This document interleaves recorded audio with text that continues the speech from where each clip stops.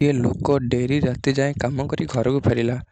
ଘରେ ପଶୁ ପଶୁ ପୁଅଟି ପଚାରିଲା, ବାବା ତୁମେ ଘଣ୍ଟାକୁ କେତେ ପଇସା କମେଇ ଦେଉଛ? ବାପାଟି ରାଗି ଯାଇ କହିଲା, 100 ଟଙ୍କା।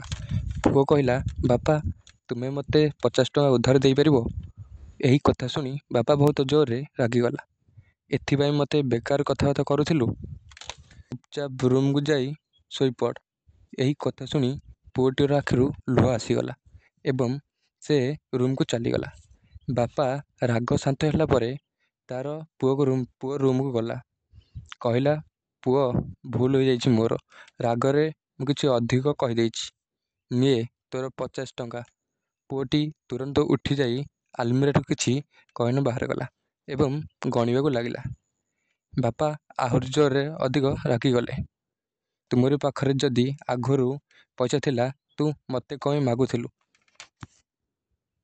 ଟି କହିଲା, ଆଗରୁ କମ୍ ପଇସା ଥିଲା, ଏବେ ପୁରା 100 ଟଙ୍କା ହେଇଗଲା।